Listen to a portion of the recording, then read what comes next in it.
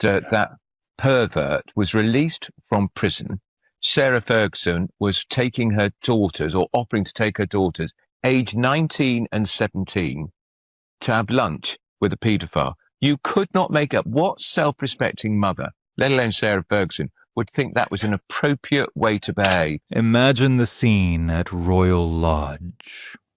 The dust is settling, the boxes are packed, and for the first time in nearly 30 years, the divorced but cohabiting experiment is officially over.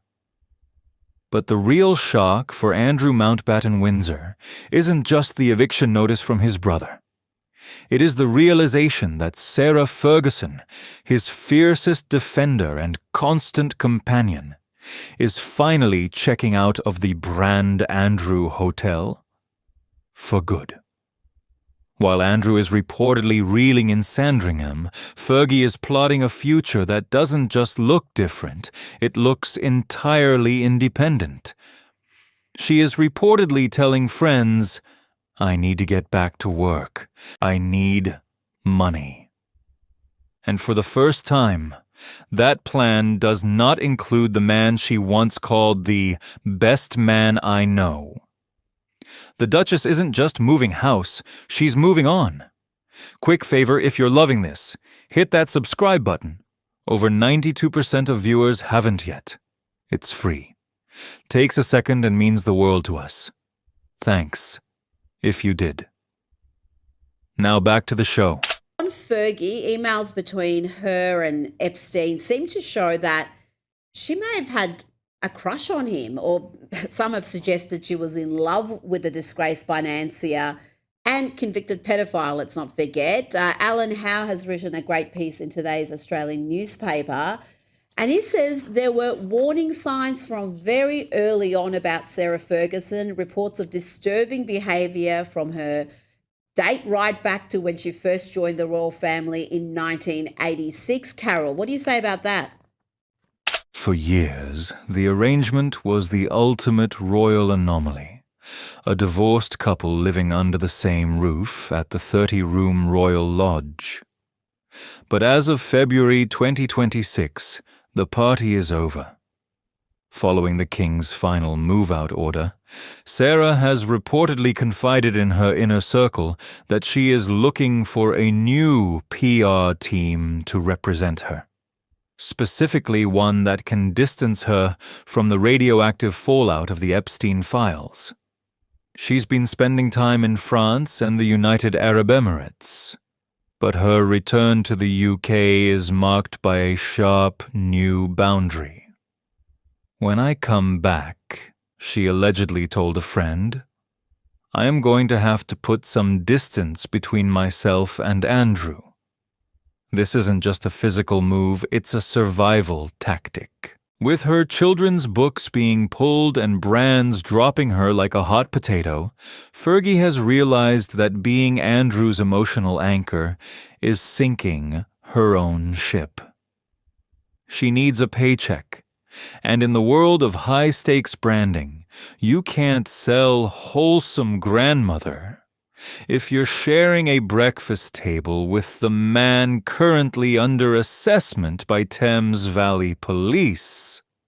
Final topic today, one that's actually been on the front page news for days and days and days now, and that is, of course, years, you could argue, really, is Andrew, former Prince Andrew, Andrew Mountbatten Windsor, stripped of his HRH and his title, but, of course, still a man facing huge number of allegations in regard of not just what he did with Jeffrey Epstein, with allegations involving young women being trafficked to him, and Virginia Giuffre, of course, the 17-year-old who said she was trafficked to him at the time when, well, he paid her 10 million quid, even though apparently he'd never met her, even though the photograph of him with her, we now know from the Epstein files, was completely legitimate. But also these claims about him basically handing over confidential information to Jeffrey Epstein, similar to allegations that Peter Mandelson now faces as well, and is being investigated for this, though, when Andrew was the UK trade envoy. Well, let's talk right now about a new poll which has suggested, post the Epstein files, that 82% of respondents think that King Charles should encourage his brother to give evidence to police in the US. Only 6% thought he should not. This is a YouGov poll for Sky News. But also 45% said that the king has done all he can to distance himself from the royal family from Andrew. But 39%, so pretty close, thought the king should be doing more. And a majority, 63%, thought that the king should not let Andrew live on the Sandringham estate because he's moved him from his big fancy royal lodge to, well, another pretty big fancy home, bigger than most of the homes we live in. While Sarah is distancing herself privately, King Charles has just done it very, very publicly. On Monday, February 9th, 2026, the king broke his silence on the latest damning Epstein revelations, and he didn't mince words. Buckingham Palace issued a statement expressing the king's profound concern regarding the allegations against his brother. But here is the kicker. The palace explicitly stated they stand ready to support Thames Valley Police if approached. This is a seismic shift in royal strategy. Usually, the palace does not comment on private matters. To see a formal statement expressing concern about a family member's conduct and offering up the keys to the kingdom for a police investigation shows just how dire the crisis has become.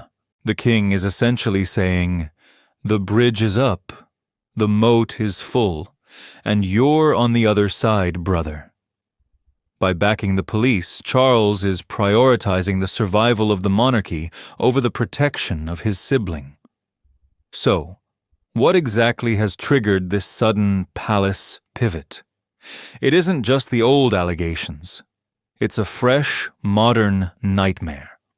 Newly released emails from the U.S. Department of Justice suggest that back in 2010, while serving as the UK's trade envoy, Andrew may have been forwarding confidential government reports to Jeffrey Epstein. We are talking about briefings on trade visits to Vietnam, Singapore, and Hong Kong, and even confidential details about investment opportunities in Afghanistan.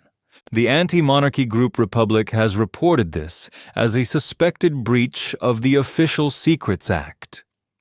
If Andrew was using his taxpayer-funded role to feed intelligence to a convicted sex offender, the legal jeopardy moves from civil lawsuits to criminal misconduct in public office. This is why the king had to act. He cannot be seen as the head of a state that protects those who leak its own secrets. The timing of this royal crisis couldn't be worse for the Prince of Wales.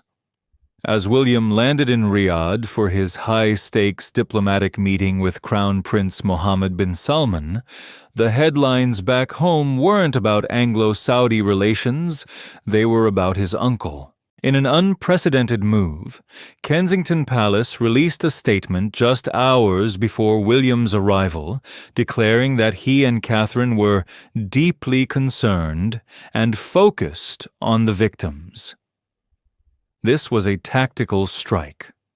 By issuing the statement early, William hoped to clear the air so he could focus on the Middle East. But it also sent a clear message. The future king has no intention of being dragged down by the ghosts of Andrew's past. While William was navigating the delicate politics of the Khashoggi report with MBS, he was simultaneously making sure everyone knew he was on the side of the Epstein survivors. The family is united in one thing: the total isolation of Andrew Mountbatten Windsor. The public mood was perfectly captured during the king's visit to Clitheroe this week. Amidst the cheering crowds, a lone heckler's voice cut through the air. "How long have you known about Andrew?" While the crowd booed the man, the question hung in the air like a bad smell. It is the question that won't go away. The king's decision to assist the police is his answer to that heckler. He is showing that in the reign of Charles III, no one, not even a prince, is above the law or beyond the reach of an investigation. As Fergie looks for a new flat in Windsor and a new identity in the workforce, Andrew finds himself in a cold, quiet corner of Sandringham, realizing that his support system has evaporated. The king has opened the door to the police, the heir has voiced his concern, and even his ex-wife is calling her PR agent. The shock isn't just that the walls are closing in. It's that he's finally facing them alone. Thank you for watching. Would you like me to create a high-energy script for another royal topic? Or perhaps a deep dive into the legal implications of the Official Secrets Act?